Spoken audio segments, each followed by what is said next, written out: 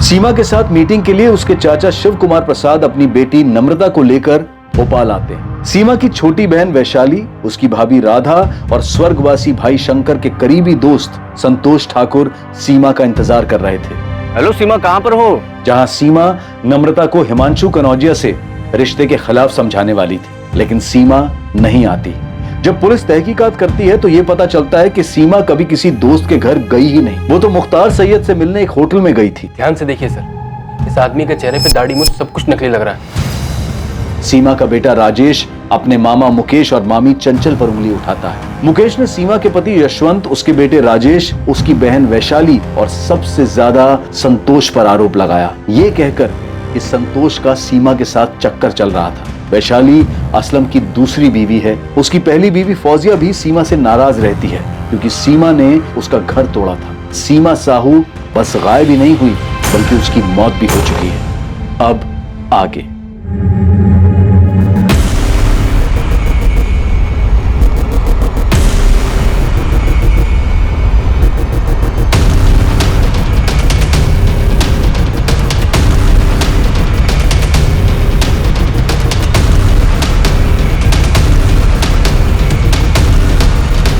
क्या वो एक ही शख्स था जो सीमा से बदले की भावना में इस हद तक चला गया था, या फिर कई लोगों ने मिलकर यह चक्रव्यूह रचा था जिसे पुलिस के लिए सुलझा पाना इतना मुश्किल हो रहा था?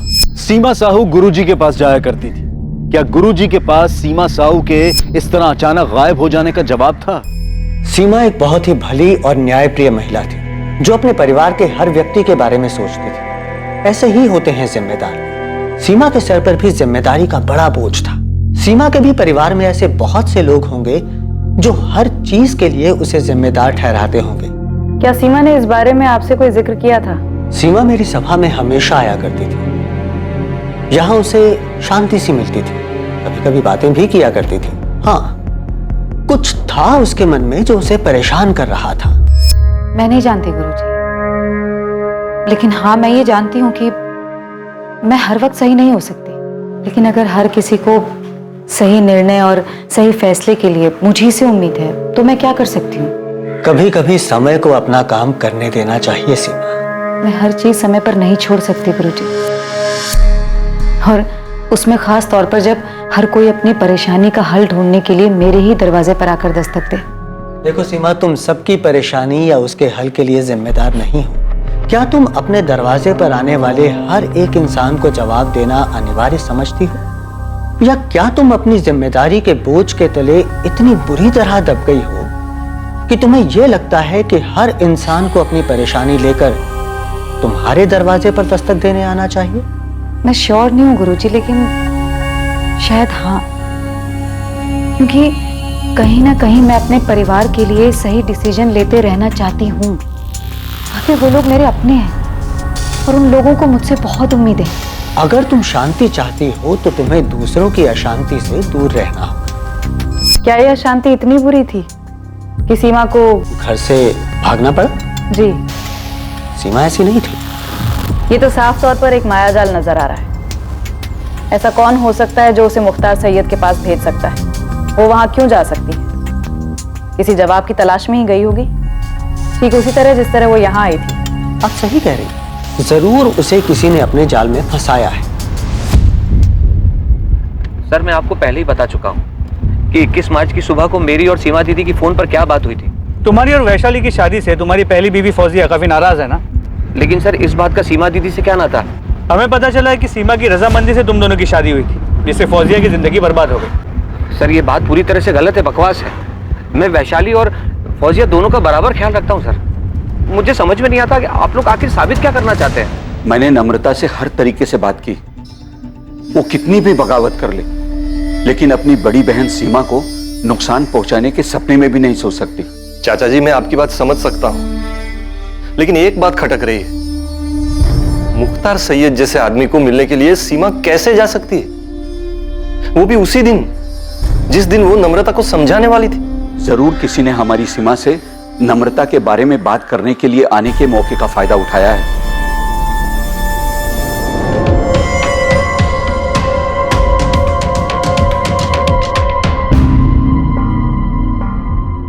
सर, मैं नहीं जानता ये मुख्तार सैयद कौन है। हाँ, अगर ये मुस्लिम है और मैंने सिर्फ पूछा तुम इसे जानते हो या नहीं। नहीं सर, मैं नहीं जानता इसे। अगर आपको शक है कि फौजिया ने कुछ किया है सीमा दीदी के साथ, तो फौजिया को उठा के पूछिए। आप असलम को क्यों उठा लाए? हमने सिर्फ पूछताछ के लिए उठाया है। आपने दो और दो जोड़ दिया। मुख्तार सैयद नाम है तो असलम। मैं कह देती हूँ, मैं पुलिस स्टेशन के बाहर अनशन पे बैठ जाऊंगी। आप लोग मेरे पति को बस इस वजह से परेशान कर रहे क्यों? चाली, इसमें धर्म का कोई लेना देना नहीं, और तुम्हें तो ये समझना चाहिए कि हम तुम्हारी बहन को ढूंढने के लिए ये सब कर रहे हैं। तो फिर मेरी बहन को ढूंढिए। मैंने आपको पहले भी बताया कि सीमा दीदी के दोस्त संतोष ठाकुर है इसके पीछे। हमारे परिवार में हर कोई एक दूसरे पर इशारा कर रहा है, मालूम है ना तुम्हें? आपको जिस पे शक करना है कीजिए, जिसको जो पूछना है पूछिए, पर मेरे पति को इस बीच मत घसीटिए।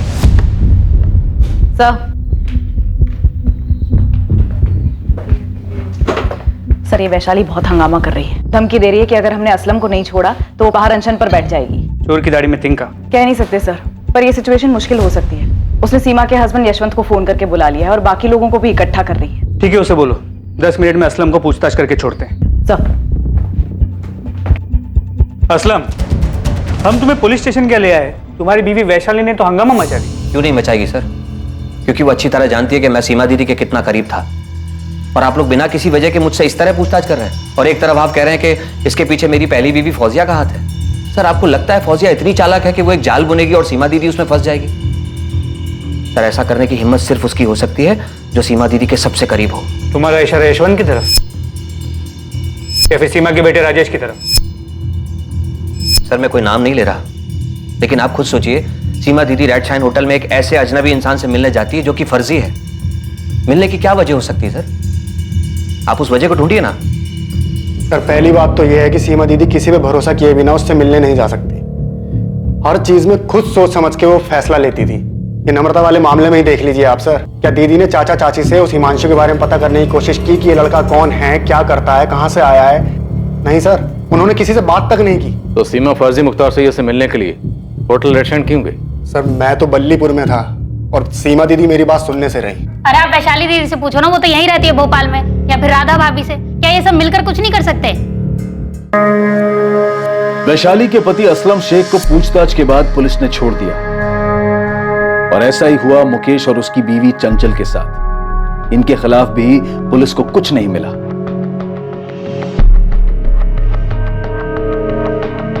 पुलिस ने हर उस शख्स के फोन रिकॉर्ड चेक कर लिए थे जो सीमा साहू के करीब था। सीमा साहू के पति और उसके बेटे ने अखबारों में इश्तिहार दिया जिसमें सीमा साहू को ढूंढने वालों के लिए इनाम घोषित किया गया था। सर, शक के घेरे में जितने भी लोग थे सबके कॉल रिकॉर्ड्स चेक कर लिए, लेकिन किसी के भी कॉल रिकॉर्ड्स में से कुछ भी नहीं मिला है। मालती, ऐसा कैसे हो सकता है? एक भी कॉल ऐसी नहीं है जिससे ये लगे कि सीमा साहू को फंसाया जा रहा है। नहीं सर, सीमा के पति यशवंत और उसके बेटे राजेश के कॉल रिकॉर्ड्स भी चेक किए, ये सोचकर कि शायद कोई पर्सनल एंगल होगा, लेकिन किसी से भी कोई भी सुराग हाथ नहीं लगा है। तो फिर मामला है कहां? सीमा के पति यशवंत ने सीमा की तस्वीर अखबार में छपवाई, लेकिन सीमा का कोई अता पता नहीं। अभी तक कोई सामने नहीं आया। सर, ये हाथी चौक में मैं इतने दिन से जितने भी रिक्शे वाले और प्राइवेट टैक्सी वाले हैं सबको ये फोटो दिखा के घूम रहा हूँ, पर ये सीमा साहू किसी भी पब्लिक ट्रांसपोर्ट से होटल रेड साइन तो आई नहीं है। कोई तो है जो उसे लेके आया है यहाँ। इस मुख्तार सैयद का कुछ पता चला?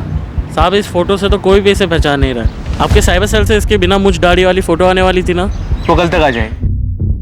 सीमा ने कोई पब्लिक ट्रांसपोर्ट नहीं लिया, तो जरूर उसका कोई अपना ही उसे होटल रेड शाइन होटल लेकर गया, और ये सब कुछ बड़ी सोची समझी साजिश के तहत किया गया। तो ये जो भी है बहुत शातिर है, खुद तो अंदर गया नहीं और सीमा को अकेले अंदर भेज दिया। मैं थोड़ी देर में आती हूँ।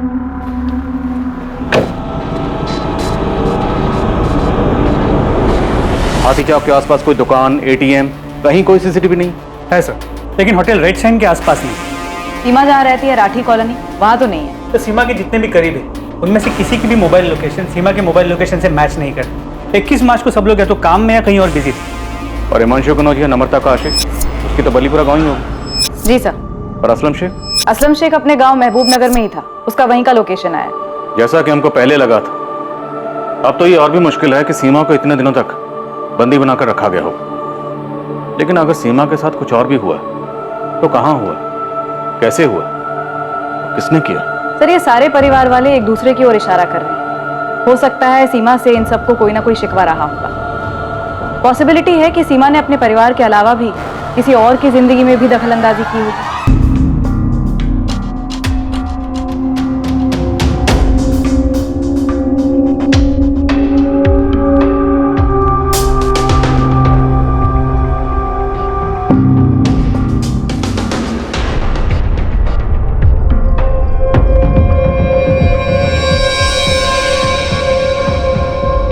लड़का आदमी, नहीं सर, उस बारे में मुझे कुछ नहीं पता, लेकिन हमारे मोहल्ले में सीमा का सबके साथ बहुत अच्छा था। लोग बहुत इज्जत करते थे उसकी, अपनी परेशानियां लेकर आते थे उसके पास सलाह मशवरा के लिए। एक बात समझ से बाहर है कि सीमा किसी फर्जी इंसान को मिलने क्यों जाएगी? कोई तो बात थी जो उसे परेशान कर रही थी, इसलिए किसी के कहने पर वो इस फर्जी मुख्तार सैयद से मिलने अकेली गई, वो भी होटल में। नरेश नागपाल, वैशाली का पहला पति सर, वो सीमा से काफी नाराज था। सीमा तुम्हारी बहन तुम्हारा इस्तेमाल कर रही है मेरे बारे में गलत अफवाह फैलाने के लिए। अरे ये हमारे आपस का मामला है, और वो ऐसे कैसे घर छोड़ के जा सकती है मेरी बेटी के साथ? नरेश, प्रिया वैशाली की भी बेटी है। अरे तो मैं भी बाप हूं उसका। तो मैं मानता हूं कि मैंने उसके ऊपर हाथ उठाया है, लेकिन तुम भी अच्छी तरह से जानती हो कि तुम्हारी बहन कैसी है। वो जैसी भी है, लेकिन तुम्हें कोई हक नहीं है उसे इस तरह मारने का। मुझे अब इसके साथ नहीं जाना, नहीं रह सकती मैं अब और इसके साथ। अरे वैशाली, नरेश ने वादा किया है दोबारा तुम पर हाथ नहीं उठाएगा। अरे अब तुम्हें भूल चुकी हो दीदी, भूल चुकी हो कि पिछले 5 साल में ऐसे वादे इसने मुझसे कितनी बार किए हैं। हाँ, मैं भी भूल चुका हूँ कि प्रिया को घर पे अकेले छोड़ के तुम कितनी बार खैर मदद के साथ बाहर घूमने गई हो। अब मेरा मुंह मत खुलवाना। नरेश बस। वैशाली, तुम दोनों के इस झगड़े का प्रिया पर क्या असर होगा? और इसकी करतूतों का प्रिया पर बड़ा अच्छा असर पड़ेगा ना। ये मुझे प्रिया के सामने मारता है, और अब मैं ऐसे चुपचाप मार खा के नहीं रह सकती दीदी। अरे नहीं रह सकती तो सुधार लो अपनी हरकतें ना। तुम पहले अपनी हरकतें ठीक करो, मैं तुम्हारे साथ नहीं आने वाली, और ये बात तो तय है। सर, वैशाली और नरेश का डिवोर्स हुआ नहीं अभी तक, लेकिन वैशाली नरेश के पास जाना नहीं चाहती। नरेश काफी नाराज हुआ था जब सीमा ने फैसला किया था कि वैशाली अब नरेश के पास नहीं जाएगी। सीमा ने यह फैसला लिया। तुम दोनों का जो ये मामला है ना, इसे सुलझाना नामुमकिन है, और जहां तक रही बात साथ रहने की, तो बेहतर ये होगा ना कि तुम दोनों अलग ही रहो। हाँ तो चला जाऊंगा, मुझे कोई शौक नहीं उसके साथ रहने का, लेकिन जाऊंगा तो अपनी बेटी के साथ। तुम लड़ाई लड़ना चाहते हो, लड़ो, लेकिन प्रिया वैशाली के साथ ही रहेगी। तुम्हारा पक्ष कमजोर हो जाएगा नरेश, ध्यान रखना।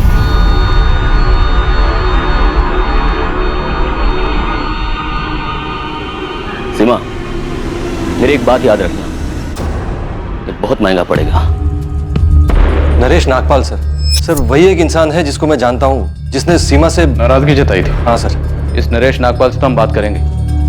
आप मुझे ये बताइए कि वो कौन सी बात थी जो सीमा को परेशान कर रही थी, क्योंकि इतना तो तय है कोई ना कोई बात तो थी जिसकी वजह से सीमा किसी के कहने पर उस फर्जी मुख्तार सैयद से मिलने गई। इससे पहले सीमा उस होटल में कभी नहीं गई, हमने चेक किया।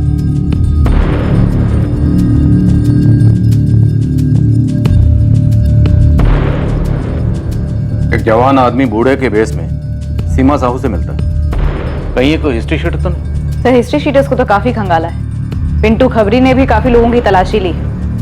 इस केस में हिस्ट्री शीटर्स का इस्तेमाल तो नहीं हो सकता, क्योंकि अगर ऐसा होता तो किसी भी तरीके की प्लानिंग की बात हमें जरूर पता चलती।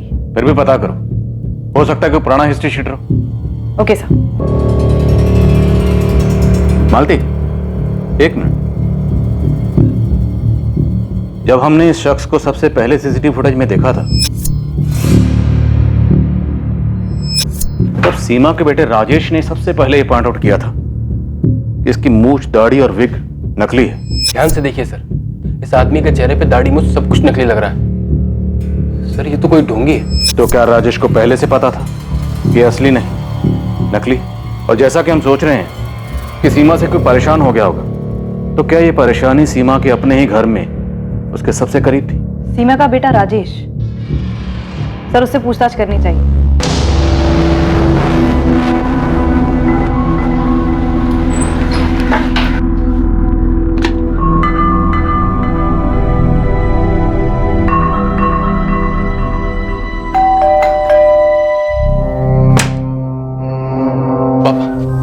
मम्मी का कुछ पता चला? सीमा साहू की मौत हो चुकी थी, और उसकी मौत को छुपाने के लिए उसकी डेड बॉडी को दीवार में चुनवा दिया गया था। और सीमा की मौत का संबंध निश्चित रूप से परिवार पे उसके नियंत्रण से था। 21 मार्च को सीमा साहू को एक ऐसे जाल में फंसाया गया जो सीमा की परेशानियों का अंत करने के झूठे प्रस्ताव के रूप में उसके सामने आया। क्या सीमा की यह परेशानी उसके बेटे राजेश को लेकर थी, या यह परेशानी वैशाली के पहले पति नरेश नागपाल से जुड़ी हुई थी? तूने सीमा को धमकी दी थी नरेश कि उसे बहुत महंगा पड़ेगा। अब बहुत महंगा पड़ेगा कहना मतलब ये थोड़ी है कि मैं उसे मार देता। मार ही देते मतलब सीमा मर चुकी है। अब आपको जो समझना है आप समझिए। मैं आपसे पहले ही बता चुका हूं कि मेरा कोई लेना देना नहीं है इस चीज से। पर दर्द है तो सिर्फ इस बात का कि मैंने अपनी बेटी प्रिया को खो दिया, लेकिन उस चीज को मैं मनी मन पी गया। अब सीमा को मार के या उसे गायब करके मैं कौन सा अपने घाव पे मरहम लगा लेता। वो तो खुद ही हताश थी। हताश क्यों? अब आपको क्या बताऊं साहब, वैशाली ने क्या हरकत की थी।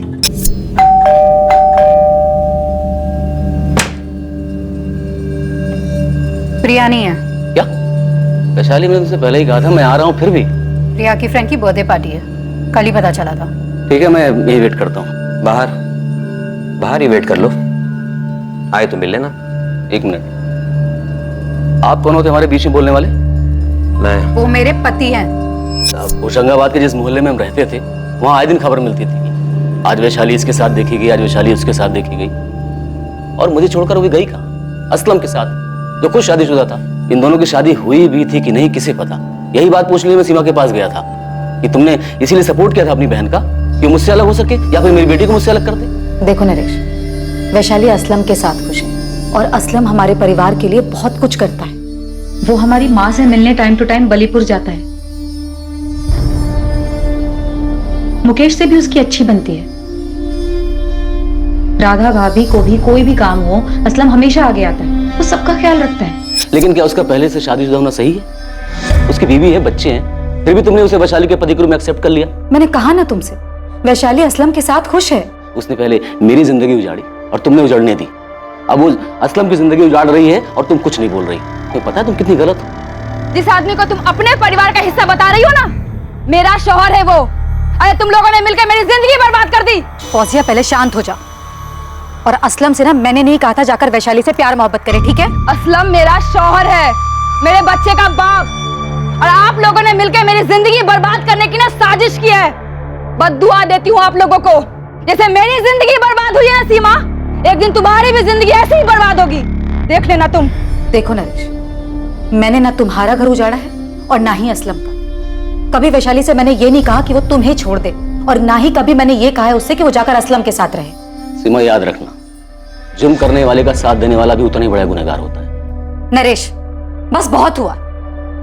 तुम एक काम करो, जाकर वैशाली से अपनी प्रॉब्लम सुलझाओ। अरे थक गई तुम लोग की बातें सुन सुनकर। अच्छा, ये बात तुम्हें पहले सोचनी चाहिए थी कि ये मेरे और वैशाली के बीच का मामला है और हमारे बीच में हमारी बेटी थी।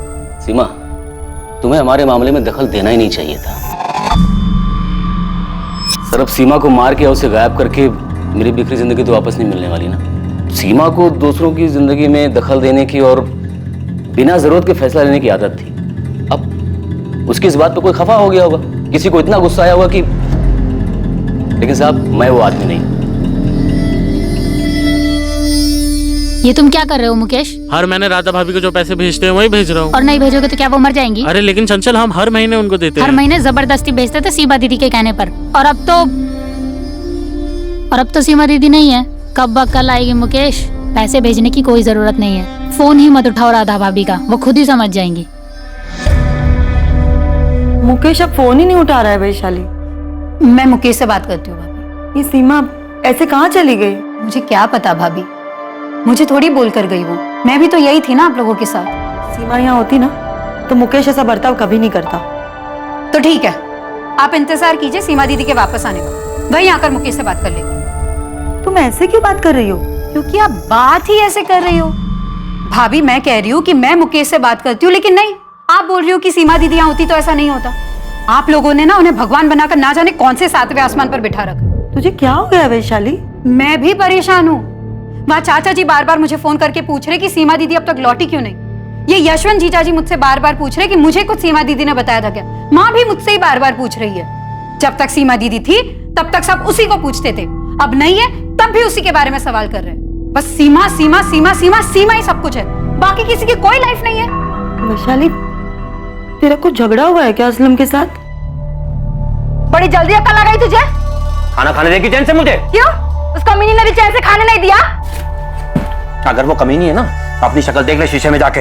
वो तूने कहावत सुनी है, आसमान से गिरे खजूर पे अटके वैसी हालत हो गई मेरी। खजूर पे नहीं अटका तू, बवंडर में फंसा है। वैसे तूने सब किया किसके लिए? हाँ, उस सीमा के भाई मुकेश और उसकी पत्नी चंचल के लिए, या सीमा के बेटे राजेश के लिए, या जिस खजूर पे अटका हुआ ना उस शादी के लिए। दिशा मिश्रा नाम है लड़की का, आपके बेटे राजेश के साथ कॉलेज में पढ़ती है। मैंने खुद राजेश से साफ साफ पूछा कि उसने कुछ किया है क्या। तो हमें भी आकर बता देती कि राजेश की माँ सीमा को तुम्हारा और राजेश का मिलना जुलना पसंद नहीं है। हाँ, लेकिन मुझे नहीं पता था कि उस वजह से राजेश ने कुछ किया होगा। मैंने तो उससे ऐसे ही पूछ लिया था। यशवंत, इतनी बड़ी बात, ऐसा तो हो ही नहीं सकता कि आपको पता ही ना हो कि आपके बेटे राजेश की इस दिशा को लेके अपनी माँ से लड़ाई चल रही थी।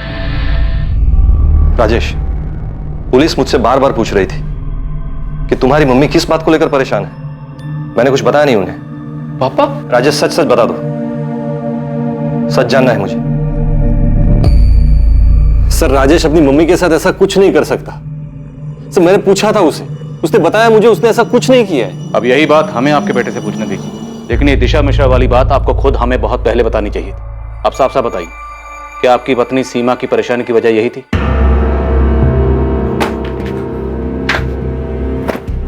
अरे क्यों भाग रहे हो यहाँ से?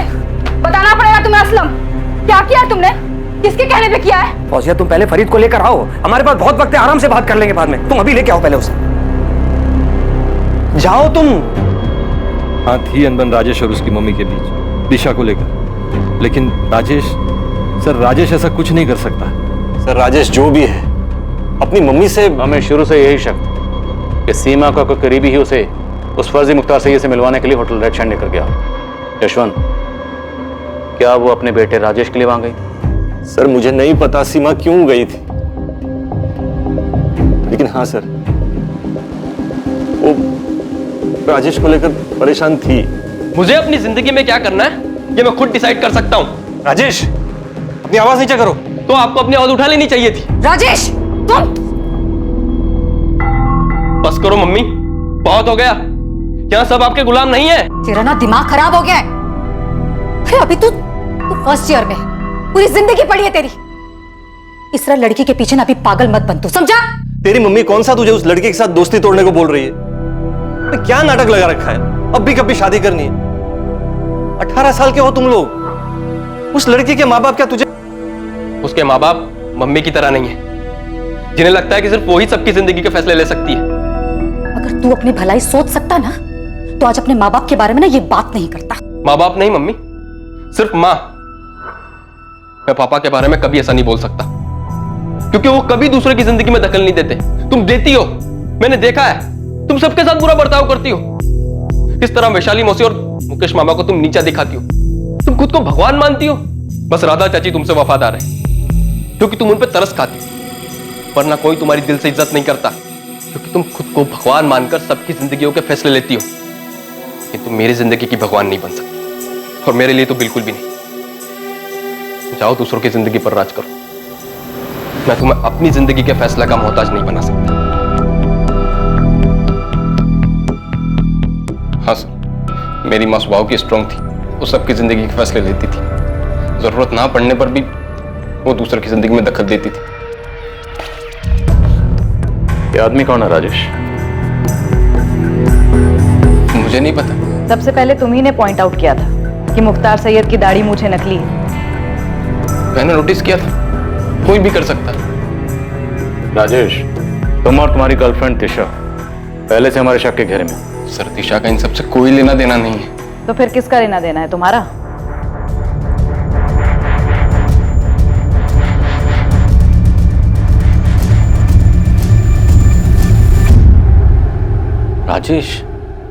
राजेश ने किया ये? राजेश को पुलिस कस्टडी में ले चुकी है, लेकिन उसने अब तक कुछ बताया नहीं। The number you have called is currently switched off. आप लोग मुझसे सवाल कर रहे थे ना कि मैंने सीमा दीदी के साथ में क्या किया है। अब देखा किसने अपना गुस्सा निकाला है। वैसे क्या जरूरत थी सीमा दीदी को हर किसी के फैसले लेने की? क्या हर कोई अपने फैसले खुद नहीं ले सकता था?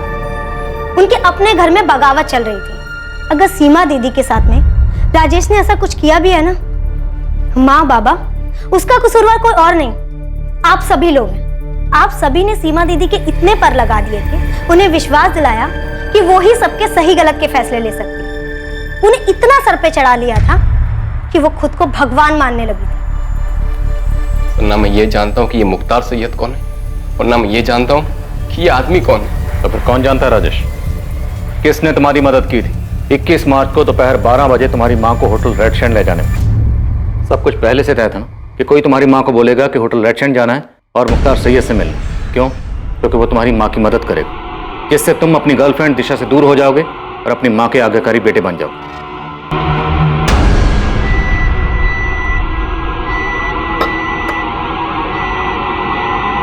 ये जो बुरी ताकतें हैं सीमा, हमें उन पर काबू पाना है। जो तुम्हारे मंसूबे पर बुरी नजर डाल रहे हैं, उन बुरी नजरों को हमें दूर करना है। लो,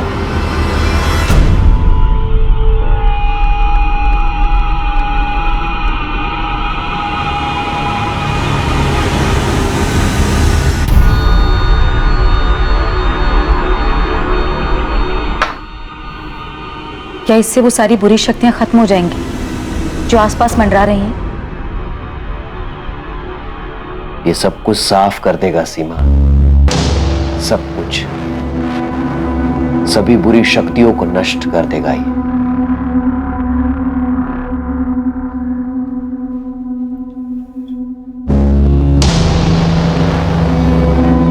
ये तावीज मैं अपने बेटे को दूंगी ना, तो वो इसे कभी नहीं पहनेगा। वो मुझसे नाराज है, वो मेरी बात नहीं मानेगा। उसे लगता है कि मैं उसकी दुश्मन हूं। ये उसे पहनने के लिए मत बोलना, उसके बैग में एक छोटा सा पॉकेट बनाकर उसमें रख देना। ये अपना काम करना शुरू कर देगा और धीरे धीरे वो संभल जाएगा। मेरी किसी ने मदद नहीं की सर, किसी ने भी नहीं। हाँ, मैं बात नहीं कर रहा था मम्मी से, नाराज था मैं उनसे, लेकिन मैंने नहीं मारा उनको। मारा? मतलब हमारा शक सही था? उनकी मौत हो चुकी? सर, 2 हफ्तों से ज्यादा हो गए। मम्मी खुद से घर से जाने वालों में से नहीं है। क्यों जाती वो? इतना पावर था उनके पास, सब उनके इशारों पे चलते थे। राजेश, तुम्हारी माँ तुम्हारे परिवार की ताकत थी, जो दूसरों के दुख दर्द में उनका साथ देती थी, दूसरों की मुश्किलों को हल करती थी, दूसरों के फैसले लेती थी। हाँ, हो सकता है कुछ फैसले उन्होंने गलत लिए, पर इससे किसी को उनको मारने का हक नहीं मिल जाता। मैंने नहीं मारा अपनी मम्मी को, नहीं मारा है मैंने। हो सकता है मेरी वजह से वो बहुत तकलीफ में थी, मेरी कोई बात बहुत ज्यादा बुरी लगी होगी उन्हें, लेकिन मैं क्यों मारूंगा अपनी मम्मी को? 21 मार्च को होटल रेड शाइन कौन ले गया था उन्हें? घर का ही कोई आदमी था जो तुम्हारी मदद कर रहा था। 21 मार्च को सुबह 8 बजे असलम शेख ने फोन किया था तुम्हारी मम्मी को। तुमने 21 मार्च की सुबह सीमा से बात की, जिस दिन वो लापता हुई। जी जी जी, बात की थी हमने। राजेश, क्या वो आदमी असलम शेख था? मुझे नहीं पता, मैंने नहीं मारा अपनी मम्मी को sir. I really miss her.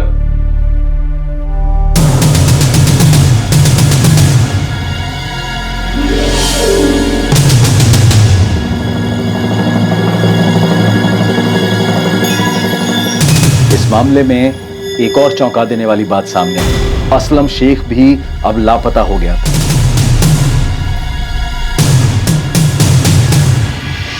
मैं खुद असलम को फोन लगा रही हूँ, कल से उसका फोन बंद आ रहा है। कहाँ भाग गया वो? उधर हम राजेश तक पहुँचते हैं और इधर असलम भाग जाता है।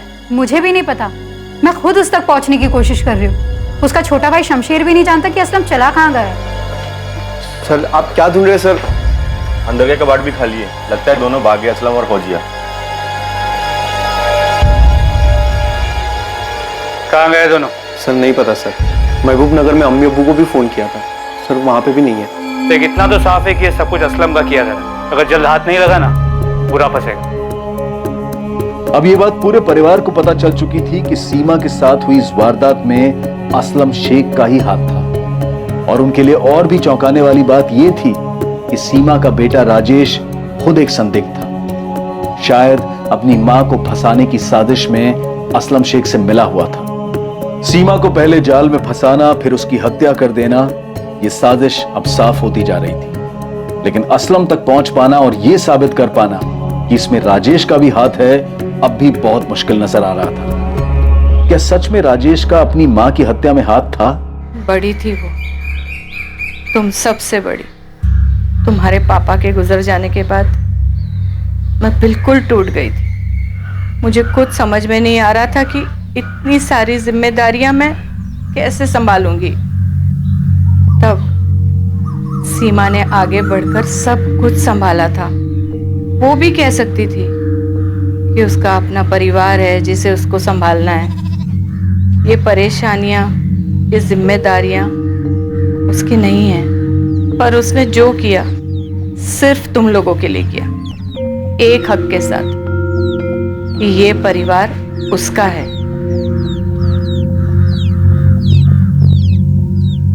असलम शेख को हर जगह ढूंढा जा रहा था और सीमा के बेटे राजेश से बार बार कड़ी पूछताछ हो रही थी, लेकिन राजेश अपने बयान से हिलने को तैयार नहीं था। वो ये मानने को तैयार नहीं था कि उसकी मां की हत्या में उसका कोई हाथ है, और सच्चाई भी यही थी कि राजेश का अपनी मां को फंसाने और उसकी हत्या में कोई हाथ नहीं था। सर, ये असलम शेख जहां भी जा सकता है, दोस्त, रिश्तेदार, उन सबके घर के आसपास खबरियों को तैनात कर दिया। और अभी तक उसका कुछ पता नहीं चला? नहीं सर। दिनेश, ऐसे कहां गायब हो गया वो? सर, मुझे लगता है कि असलम को पता चल गया था कि हम इस केस को सुलझाने के काफी करीब आए। सर, राजेश से 15वीं बार पूछताछ कर चुके हैं। वो अपने बयान पर डटा हुआ है और उसके खिलाफ हमें कोई सबूत भी नहीं मिला है। सर, आई फील राजेश इस केस में इन्वॉल्व नहीं है। क्यों? सर, इतना तो पक्का हो गया कि असलम शेख इसमें इन्वॉल्व है, लेकिन असलम राजेश के लिए ये सब क्यों करेगा? सर, आई मीन असलम को कोई तो फायदा होना चाहिए। राजेश असलम को ऐसे क्या दे सकता है कि असलम राजेश के लिए ये करे? अगर फायदे की बात है तो फिर मुकेश हो सकता है। उसकी पुश्तैनी घर और जमीन सीमा उसे बेचने नहीं दे रही थी।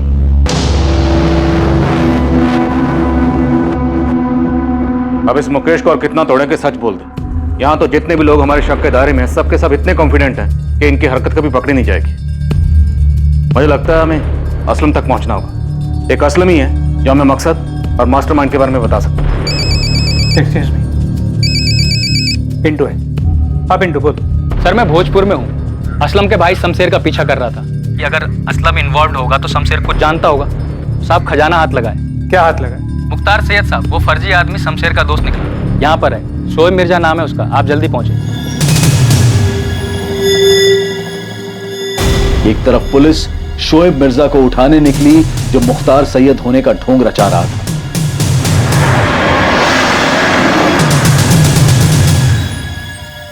और दूसरी तरफ पुलिस ने असलम शेख के छोटे भाई शमशेर को उठाया। आइए साहब, ये वाला सामने वाला घर है।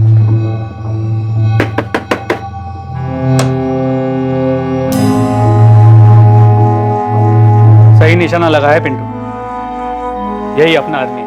चल ले चलो इसे। सर, सर,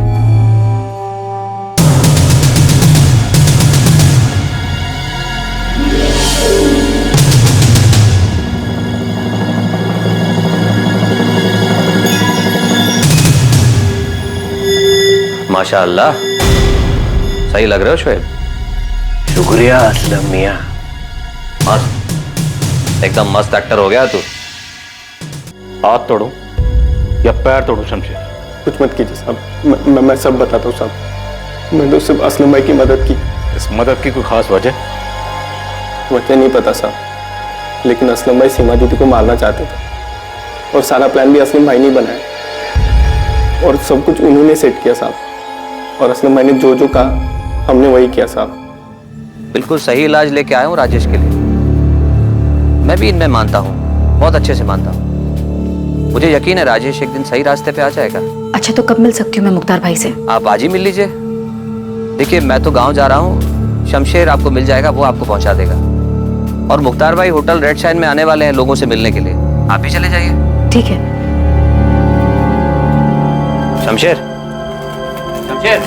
जी, 12 बजे पहुंच जाना। सीमा दीदी को बोला है, और गाड़ी कॉलोनी के कॉर्नर पे खड़ी कर देना। किसी भी कीमत पर होटल के अंदर मत जाना, सीसीटीवी कैमरे लगे हैं। उनको कुछ भी बोलना, कहना इंपॉर्टेंट फोन कॉल्स हैं मेरे। ठीक है भाई। जा तैयारी कर।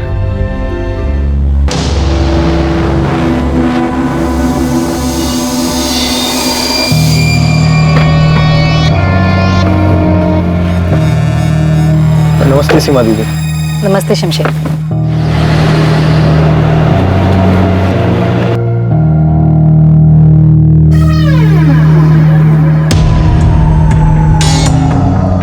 दीदी आप होटल जाकर आ जाइए। मुख्तार भाई रूम नंबर 201 में है। मुझे कुछ कॉल करने ऑर्डर्स के सिलसिले में, तो आप जाकर आ जाइए। मैं यहीं वेट करता हूँ, फिर आपको राधा भाभी क्या ड्रॉप कर दूंगा। ठीक है शमशेर।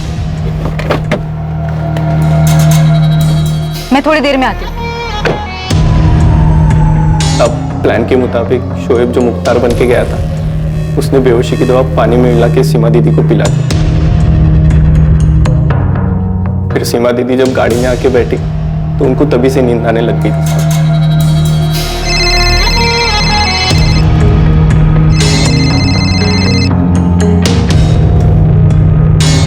हाँ संतोष, हेलो सीमा, कहाँ पर हो? तुम लोग वेट कर रहे हैं तुम्हारा। मैं पहुंच रही हूँ। वो एक सहेली के घर पे कुछ काम था, वो काम खत्म करके बस आ रही हूँ। कहाँ पर हो तुम?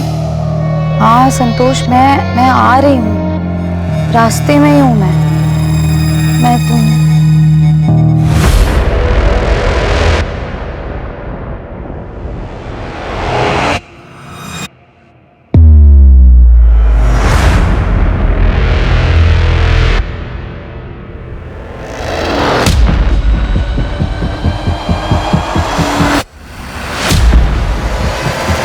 और फिर कहाँ ले जाके मारा?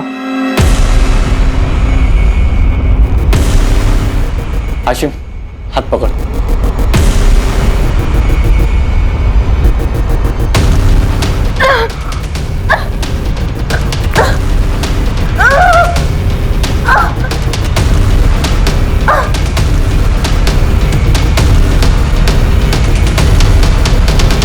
बॉडी कहाँ है शमशेर?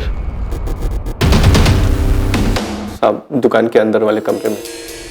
और जब रात में असलम भाई आए तो हमने क्या? हमने सीमा दीदी की बॉडी दीवार में चुनवा दी साहब।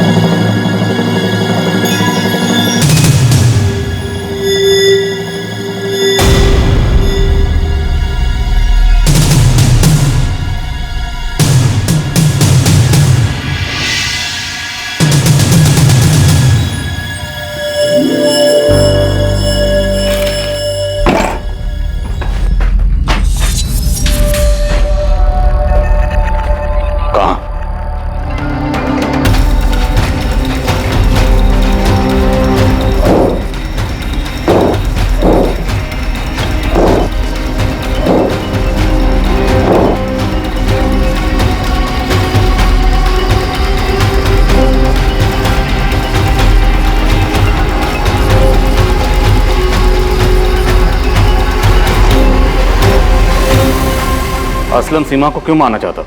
नहीं पता साहब। तुमने बस उसकी मदद की, है ना? वो मेरा भाई है साहब। लेकिन किस लिए? किसके साथ मिलकर इतनी बड़ी प्लानिंग की थी सीमा को मारने की? कारण कौन था? सीमा का बेटा राजेश या सीमा का भाई मुकेश? मुझे कुछ नहीं पता, मैं सच बता रहा हूँ साहब, मुझे कुछ नहीं पता। असलम भाई ने सीमा दीदी को क्यों मारा, ऐसा क्यों किया, मुझे कुछ नहीं पता।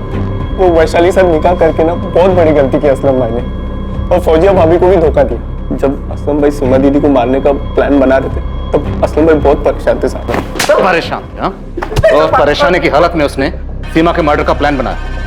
असलम कहाँ है? असलम कहाँ है? बोल, असलम कहाँ है? बोल। बता दो। असलम भाई और फौजिया भाभी होशंगाबाद में वहां छुपे हैं। होशंगाबाद में कहाँ? सीमा साहू को उसके बेटे राजेश से जुड़ी परेशानियों के हल का लालच दिया गया था, लेकिन सीमा को जाल में फंसाकर उसे बेहोश करना और फिर उसकी हत्या कर देने के पीछे का मकसद सबको चौंका देने वाला था।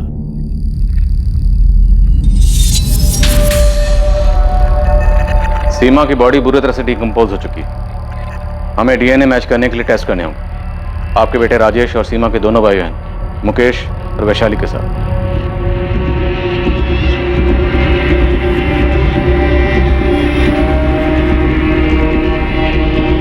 दीदी की डेड बॉडी भी ली है माँ।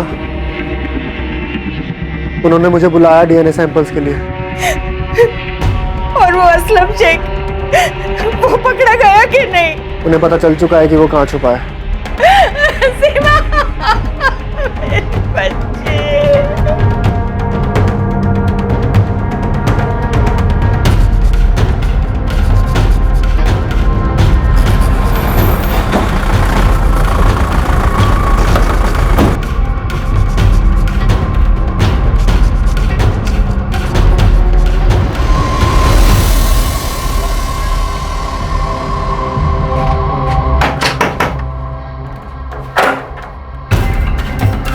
फौजिया, असलम को बाहर बुलाओ, और अगर उसने पीछे से भागने की कोशिश की तो वहां भी हमारे लोग खड़े हैं, हम गोली चलाने से हिचकिचाएंगे नहीं। तेरे छोटे भाई शमशेर को हमने तोड़ा, तेरी दुकान पे काम करने वाले हाशिम को भी तोड़ा, और तेरे उस मुख्तार सैयद उर्फ शोएब मिर्जा को भी। अब तेरी बारी। और इस बार तेरी बीवी वैशाली को यहाँ आके जितना चिल्लाना है चिल्लाने बोल, तेरी चीखें उससे ज्यादा जोर से निकलेंगी। तो सबसे पहले उसे घसीट के लाइए सर, उसको लगाइए 2-4 थप्पड़ और उसकी ऊंची आवाज को चीखों में बदल दीजिए सर। वैशाली, ये सब तेरा और वैशाली का किया हुआ है? सर मैंने किया नहीं, वैशाली ने मुझसे करवाया, जीना आराम कर दिया था उसने मेरा। शमशेर सही कहता था कि वैशाली से निकाह करके मैंने अपनी जिंदगी जहन्नुम बना ली। वही मारनी चाहती थी अपनी बड़ी बहन सीमा को, उसी ने मुझसे ये सब करवाया। तू मुझे धमकी दे रही है वैशाली? मुझे? अभी हमने दुनिया को दिखाने के लिए भले ही माला डाल के कर लिया असलम, पर कोई मैरिज सर्टिफिकेट नहीं है ये बात प्रूफ करने के लिए। और पुलिस के पास गई ना तो तेरे पे रेप का चार्ज लगवाऊंगी। किसी जलील औरत है तू, अपनी बहन को मरवाने की बात कर रही है? होश में तो है? और मैं तेरी बात ना मानूं तो मुझे रेप केस में फंसवाएगी? तेरा दिमाग तो नहीं खराब हो गया? अरे सुन, अगर सीमा मर जाती है तो मैं मुकेश और चंचल से जमीन और खेत बिकवाऊंगी, काफी पैसे मिलेंगे, और किसका कितना हिस्सा होगा ये मैं फैसला करूंगी। तुझे भी पैसे मिलेंगे। कोई पैसा वैसा नहीं, मैं नहीं करूंगा ये मर्डर, समझी ना तू? ठीक है, तो जा रेप चार्ज में अंदर। ऐसा हंगामा करूंगी, ऐसा हंगामा करूंगी कि मैं तुझे छोड़ के चला जाऊंगा अभी के अभी। ये मर्डर करना है खुद करे, किसी और से करवा, भाड़ में जाओ। मर्डर करेगा तू असलम, कोई और नहीं। तुझे कोई नुकसान नहीं होगा, वरना मैं तुझे पूरा बर्बाद कर दूंगी। दिमाग खराब हो गया था मेरा, उसने जीना हराम कर दिया था मेरा। रोज धमकी, ये चार्ज लगवा दूंगी, वो चार्ज लगवा दूंगी। मेरे पास कोई रास्ता ही नहीं छोड़ा उसने सर, मजबूरी में मुझे ये सब करना पड़ा। राजेश को लेके काफी परेशान है दीदी, टूट सी गई है। राजेश का किसी दिशा के साथ कुछ चल रहा है, बगावत पे उतरा है। मुझे करना क्या होगा? दीदी तुझे मानती है, इतना तो मैंने तुझे मेरे घर में घुसा ही दिया है। बस एक ऐसे इंसान का इंतजाम कर जो दीदी को छुटकारा देगा। अपने बेटे राजेश पे मंडरा रहे इस बगावत के साए से, कोई भरोसे वाला आदमी। बाकी मैंने तुझे बता ही दिया है कि क्या करना है। मेरे दिमाग ने काम करना बंद कर दिया था सर, उसके कहने पर मैंने सीमा को मार दिया। मैं जानता था मेरे इस गुनाह की सजा मुझे भुगतनी पड़ेगी। मुझसे बर्दाश्त नहीं हुआ और मैं वहां से भाग गया, क्योंकि मैं वैशाली के साथ एक पल भी नहीं जी सकता। उसने मुझसे उस औरत का कत्ल करवा दिया जिसने जिंदगी में मेरा कुछ भी नहीं बिगाड़ा था, कुछ भी नहीं। पुलिस मुकेश के पीछे, संतोष के पीछे, फिर राजेश के पीछे, सबके पीछे दौड़ते रहे, पर तुझ तक कभी नहीं आएगी असलम। देखा ना, तुझे पुलिस स्टेशन बुलाया था तो मैंने कैसा हंगामा किया। क्या हासिल हुआ? क्या हासिल हुआ सीमा को मारकर? वो सब कुछ जो उसके रहते नहीं मिलता असलम, सब कुछ। आजा बेटा प्रिया, तेरे कपड़े अंदर हैं, जाकर चेंज कर ले। मेरे कपड़े इधर है तो मम्मी किधर है? मम्मी वो भी थोड़ी देर में आ जाएगी प्रिया। हाँ, तुम जाकर चेंज कर लो। हाँ बेटा। इसको बताया नहीं है कि वैशाली बुआ को अरेस्ट किया है। पता नहीं, इसे कैसे बताएंगे? बताना तो पड़ेगा अम्मा।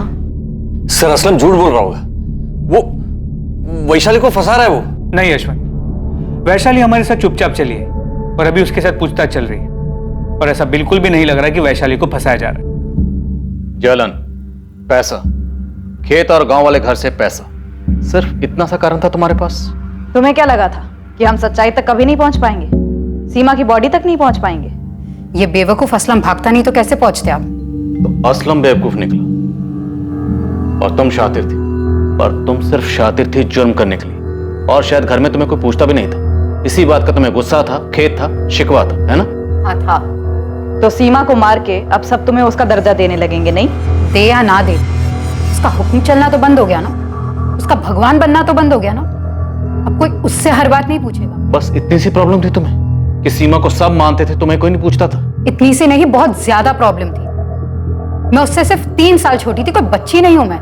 पर घर बेचना हो, खेत बेचना हो, किसको कितना मिलना चाहिए, किसको क्या करना चाहिए, क्या नहीं करना चाहिए, सबसे सिर्फ उसी को पूछते थे। वही सारे फैसले लेती थी, वही सब कुछ चलाती थी। तो मार दिया मैंने उसे, लेकिन आपने देख लिया होगा घर में सबको प्रॉब्लम थी उसके भगवान बन के बैठे रहने से। सब लोग चाहते थे कि सीमा नाम के सरदर्द से बस छुटकारा मिल जाए। हो सकता है तुम्हारे घर में बाकी लोगों को भी सीमा से प्रॉब्लम थी, पर किसी ने उसे मारने के बारे में नहीं सोचा। उसे मारने के बारे में सिर्फ तुमने सोचा। तुम जानती थी कि सीमा अपने बेटे राजेश को लेकर परेशान थी। तुमने उसकी इस कमजोरी का फायदा उठाया, उसे जाल में फंसाया और उसे दर्दनाक मौत दी। हाँ दी, मैंने उसे दर्दनाक मौत दी क्योंकि मेरे अंदर भी बहुत दर्द था उसकी वजह से। असलम शेख, उसके भाई शमशेर शेख, हाशिम खान और शोएब मिर्जा को सीमा साहू के मर्डर के लिए दफा 302, किडनैपिंग के लिए दफा 364, सबूत मिटाने के लिए दफा 201, क्रिमिनल कॉन्स्पिरेसी के लिए दफा 120B और दफा 34 के तहत गिरफ्तार किया गया। साथ ही साथ सीमा साहू की बहन वैशाली नागपाल को भी सीमा के मर्डर के जुर्म में गिरफ्तार किया गया है। वैशाली की बेटी का ध्यान अब वैशाली की भाभी राधा रखती है। फौजिया ने असलम की वैशाली से दूसरी शादी को स्वीकार कर लिया था। अब वो ये स्वीकार कर रही थी कि असलम की दूसरी बीवी के साथ असलम भी एक अपराधी है। सीमा के बेटे राजेश को यह पछतावा था कि वो अनजाने में अपनी मां के लिए चिंता का कारण बन गया था, जिसे ढाल बनाकर एक जाल बिछाया गया जो सीमा की मौत का कारण बना। सीमा साहू परिवार का वो सदस्य थी जिसके पास सब लोग अपनी परेशानियां लेकर जाते थे, और ऐसा इसलिए नहीं था क्योंकि घर वालों ने उसे परिवार का मुखिया चुना था, बल्कि सब लोग उसके पास इसलिए जाते थे क्योंकि वो एक बहुत ही जिम्मेदार महिला थी, सबकी सुनती थी और अपनी जिम्मेदारी बखूबी निभाती थी, और उसमें वो सारी खूबियां थी जो एक अच्छे मुखिया में होती है। वैशाली जो सीमा की जगह लेना चाहती थी, सारे फैसले खुद करना चाहती थी, क्या वो इस परिवार का नेतृत्व करने में सक्षम थी? क्या वो असल में सीमा की तरह ये जिम्मेदारी संभाल सकती थी? वैशाली की नाराजगी और उसके असंतोष ने न सिर्फ उसको बल्कि उसके पति असलम शेख को भी अपराधी बना दिया। एक मुखिया बनने के लिए या मुखिया होने का दावा करने के लिए एक व्यक्ति को सबके लिए समान रूप से जिम्मेदार होना पड़ता है। और सबसे जरूरी बात यह कि समाज में, परिवार में या जहां भी हम काम करते हैं, वहां हमें जिम्मेदारी खुद अपने कंधों पर लेनी होती है। किसी भी हद तक जाकर किसी को अपने रास्ते से हटाकर उसकी जगह लेने से हम वो इंसान कभी नहीं बन पाते हैं जिसकी जगह हम लेना चाहते हैं। 2 दिसंबर से देखिए क्राइम पेट्रोल सतर्क एक नए समय पर, सोमवार से शुक्रवार रात 10:30 बजे, सिर्फ सोनी टीवी पर। जय हिंद।